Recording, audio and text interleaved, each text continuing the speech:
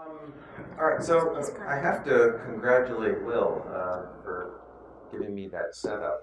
If I had heard your talk before, I would have retitled my talk "The Polynesians in Knowledge." I mean, I found Christine, I found your talk so interesting in an analogical way. I mean, honestly, I feel like what we're trying to do here is some tiny step toward. I mean, you're exploring physical space, and I want to the people I'm working with. We're trying to get some handle on exploring metaphysical space in some way, space of ideas, and to do that. And the analogies I just found. I mean, from having to be brave.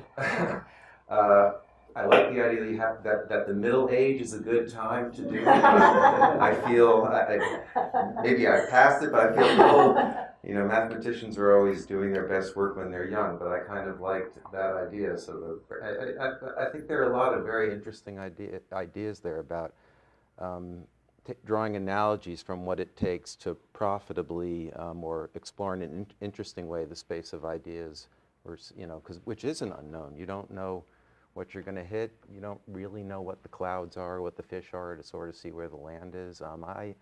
Anyway, thank you for that. I'll try to get a joke or two out of it along the way.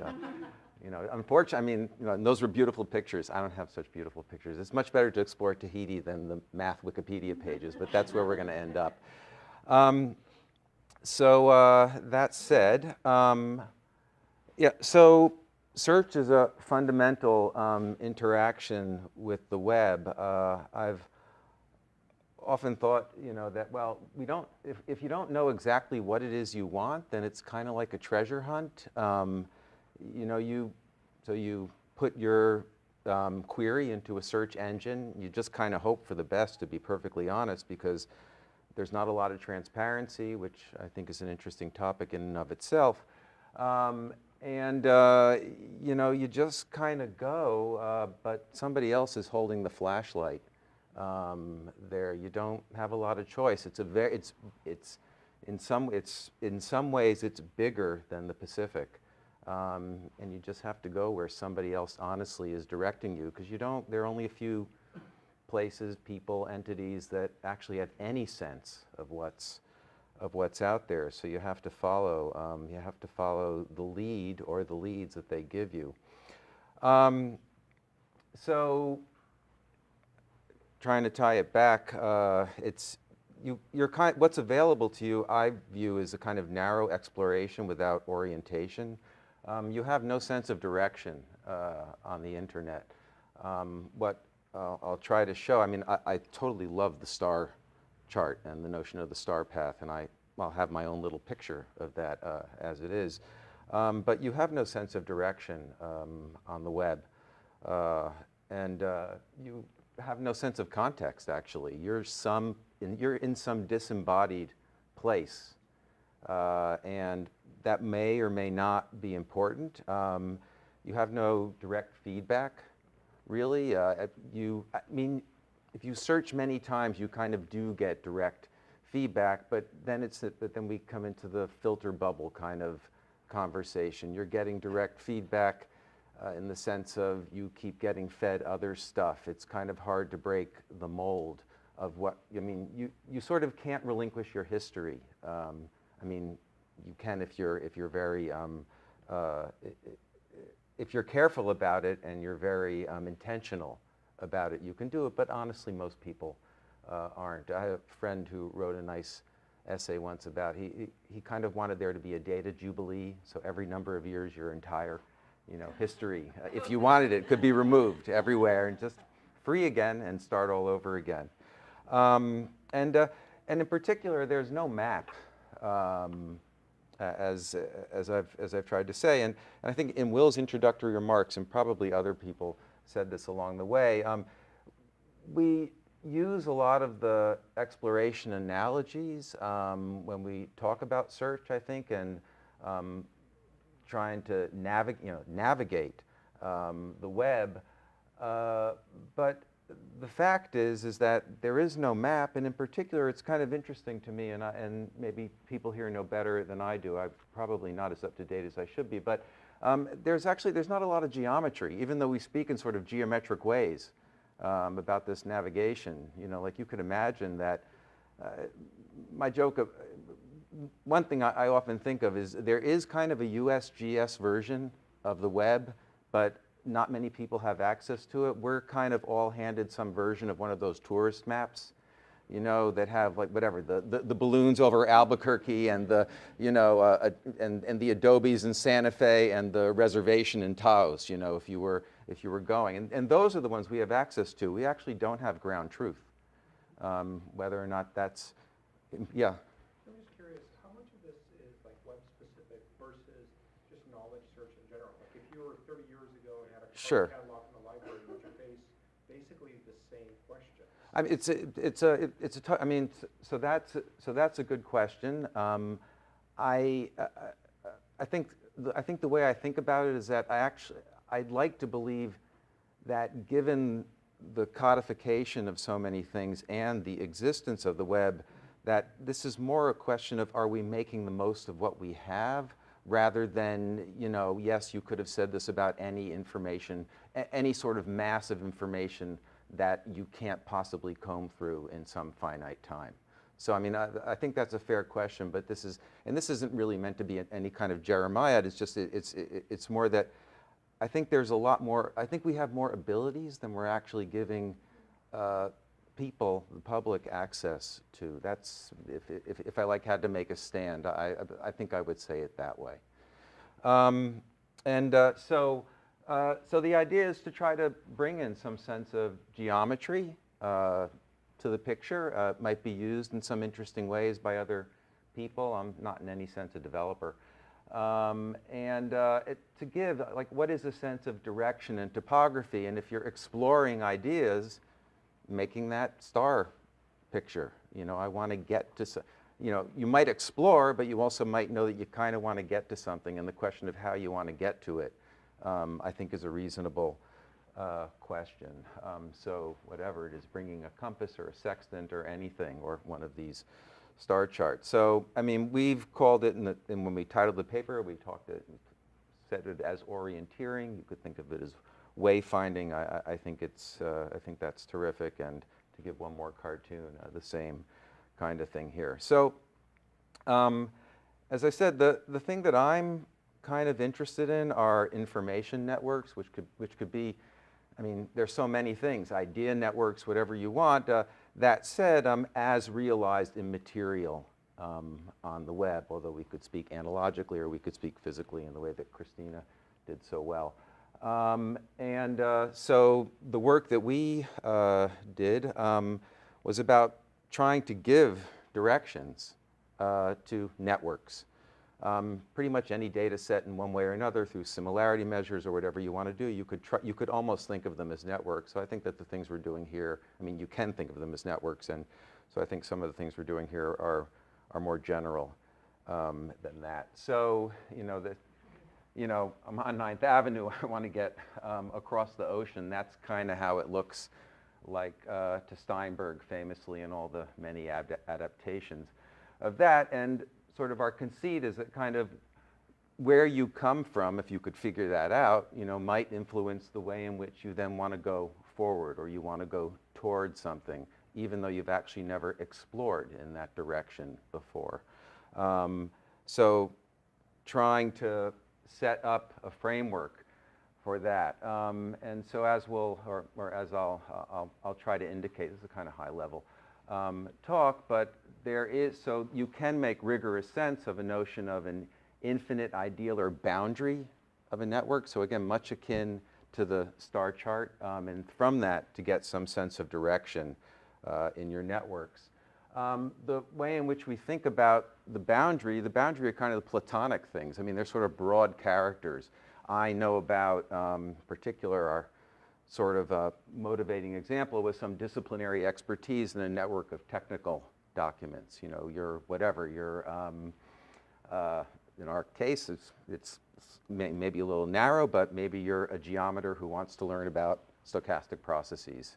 you know, or you're an art historian well versed in primitive art and you really want to try to get a handle in some measured way on, you know, postmodernism.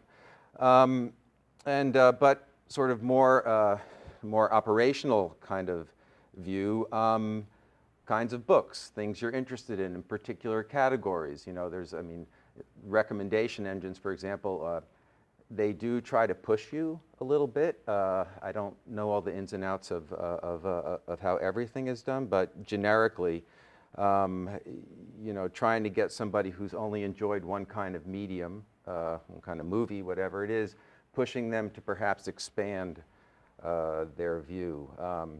Similarly, you know, stuff you've bought. I mean, but honestly, anything that can sort of be grouped into broad categories and then linked in some fashion. That said, it's a kind of narrow example that we started with, but it might have legs for others. So there is this thing called the Math Wiki Space, which are all these math pages on Wikipedia. It's categorized in some way, and so for example, to sort of suppose you're a differential geometer. Gauss-Bonnet is a particularly famous theorem about the interaction of geometry and topology. Anyway, it's a super interesting, beautiful theorem, but somewhere kind of in the distance, you know, you might want to learn something about probability theory. Hence the central limit theorem is one of the great landmarks of stochastic processes. And there's this space you have to navigate. There are concepts that sort of take you from here to there. Now, we'll see later in a little example. The truth is, on Wikipedia, they're kind of like 2 clicks away. You know, maybe they're 3. But, you know, you can go back to a subject page and then click, click, click, and you're there. If you didn't know anything about this before you started there, if you took that direct path, it could be hard going. Might not be. So is there a way to sort of make a more profitable, more interesting journey that once you landed on the island, you were prepared to spend some time there and live there, okay, and learn something? So making that journey, and where are the kinds of places that you might want to visit along the way? So in this particular framework, this is an intentional kind of journey. But you know, similarly, like my wife loves memoirs, and she's actually gotten me interested in memoirs, and I like to read some popular math. And my buddy Steve Strogatz just wrote a new book about calculus, infinite powers, and you know, maybe going in the other direction, I should have gone, you know, if I read Hardy's Mathematician's Apology, right? You know, awesome, memoirs are great. Hardy wrote this extraordinary memoir about sort of toward the end of his life, and that might get me interested in Liars Club. And the fact is that something like this did actually happen to me, and I read a hell of a lot of memoirs now. So, you know, and again, one other cartoon, right? You know, you could go from action stuff to animal documentaries, maybe through Fargo, which is also, you know, in a landscape where there isn't a lot happening, and there, you know, strong woman, strong, you know, that kind of thing. So, enough said. It's not going to be a super math lecture here, but the argument that we make in the paper is that actually hyperbolic geometry, which was one of the early non-Euclidean geometries, is an interesting model for this. So hyperbolic geometry. This is a model of it, this circle, okay? And the actual space, the hyperbolic space, is the interior of the circle. The boundary, the circle that we all know and love, actually represents points at infinity. Okay, so as this cartoon shows, this large object here, if translated along a line here by our eyes, gets smaller and smaller, and that's because it's getting farther and farther away. If it got all the way to the boundary, we wouldn't be able to see it. It would be at infinity. So the way in which the geometry here works with the metric is that things shrink as they get to the boundary. But the magic of this model is that we can contain it in this disk. So so this is an actual kind of geometry in the sense of 5 postulates, except the lines are these straight lines or arcs of great circles as they intersect the big circle. So these, and again, you have to think of them as, like if you were on a motor car running along this thing and started here, you would be going slower and slower and slower and slower as you got down there. You would never reach the end, okay? So these are infinite according to the metric, even though they're represented here in a finite way. Between any 2 points, there is a unique line, okay? These are parallel in that sense, but the difference here is that given a point, maybe that's on the next slide. All right, we'll get to it. So boundary at infinity, so this is the boundary, these are the points at infinity, but these are all directions, okay? They're all out there, like I want to go in this way. So this is the star chart, actually. Each point here representing another star, if you like, if you were navigating in this hyperbolic space.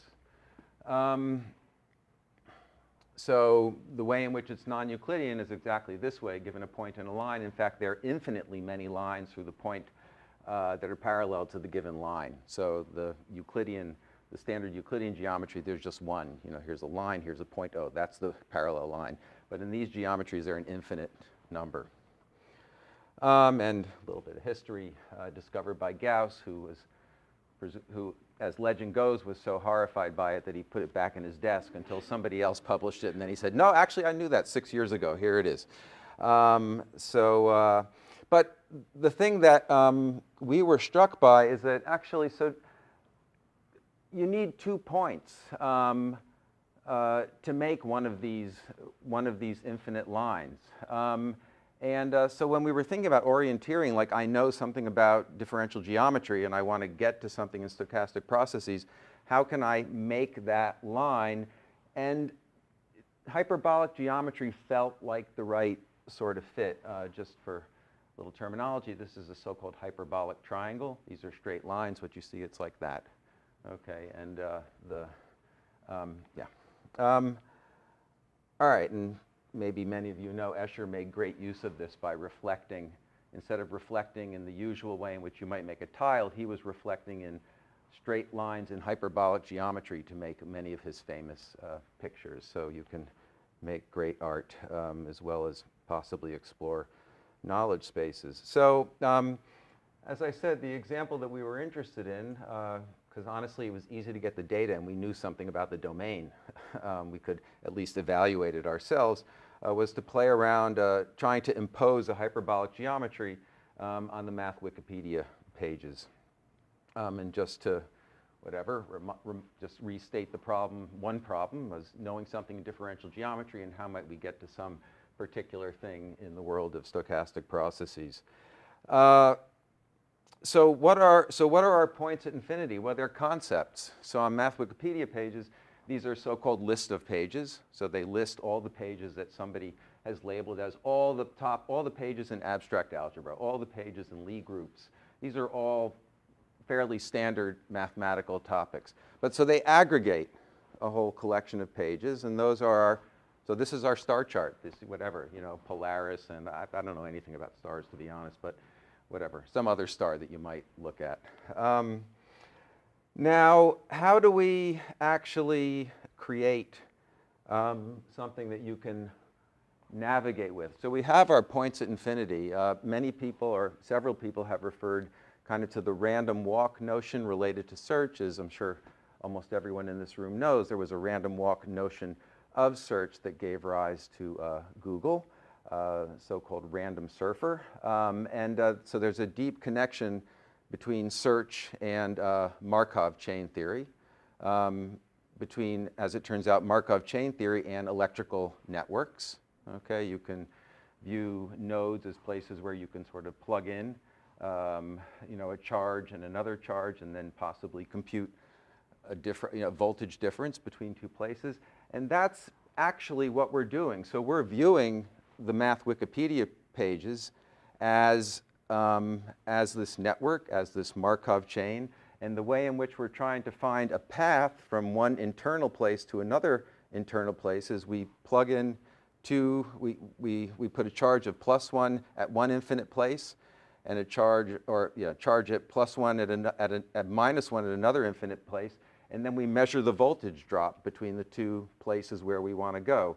A quick path from one interior point to another is a quick drop in voltage, and there's a totally mathematically rigorous way to think of this. And actually, to solve for these things, it's not complicated. It's a little bit of linear algebra. I know this is getting a tiny bit technical, and so I'll try to step back quickly. But the main point I want to make is that it does bring the tools of differential geometry to this network, and to this in particular the tools of hyperbolic geometry to this network. There's a little bit of finessing that you have to do about uniqueness of paths and things like that. Instead of getting geodesics, you actually get what we call geodesic bundles. But nevertheless, it does allow you, and then maybe I'll get a sort of punchline here, it does actually allow you to make more discursive trips from one place to another. Arguably, depending on how much math you know, it might not feel discursive enough. So here's sort of a cartoon of this hyperbolic triangle. This picture actually shows you here that when you impose this geometry, this is a hyperbolic triangle, just like the ones we saw in the, my cartoon a little some time ago. So there is a geometry here. There are sensible notions of distance between these points. And whereas this might not feel like maybe whatever you would construct as your favorite path from one to another, from the Gauss-Bonnet theorem to the central limit theorem, it does sample important and relevant ideas in a more leisurely discursive way than simply just going in the quickest path in the network. They are derived from the link. They are derived from the link, and that's, they are. So this is a geometry that rides over that. And we didn't do anything smart about how we weighted edges or anything like that. You could imagine that you might weight them in some way that would preference things that felt more expository, or that might preference pages that had more centrality. There are all kinds of things you could do. But when you find a geodesic, it's longer. And it does sample topics that you would want to know as you were trying to link the central limit theorem to notions of topology and curvature in particular. Will, how am I doing? I'm probably about done. Okay, so let me then just the overarching remark overarching remark I want to make is that I think there is room for some interesting differential geometry to be used in building out this concept of information spaces as actual landscapes, landscapes, full stop. The ideas of maps and exploration, all those things. One other place in which we've used it, it's other Santa Fe related work, in fact, is in an exploration in this particular example, this is the space of Supreme Court opinions. It's actually larger now. We have the circuits as well, but the main point being that the one output of this work is attaching a notion of curvature to the space of all legal opinions, and curvature seems to have a meaningful idea in this particular idea space of places of highly negatively curved ideas. Actually seem to be places where there's a lot of activity in the law. There's a lot of, there's an evolutionary aspect to this. There's a lot of activity. There's high connectivity, places that are sort of idea sinks, okay, because they're not being worked at so much. The curvature is positive, or more positive as you might, as you would want. So that's kind of it. So again, I have a sense that network search could be made more directed and intentional. Is enough work being done to honestly view information as a landscape? I think that the tools of differential geometry are currently underused. I should say that there's a long history of connecting Markov chain theory with differential geometry. We didn't invent that, but bringing it to bear in a domain where actually the fundamental things you use are Markov processes would seem to be a sensible idea. And so Thanks, and special thanks to Greg LeBone, who's my co-author on the referenced work and has his own company these days. So thanks, everybody.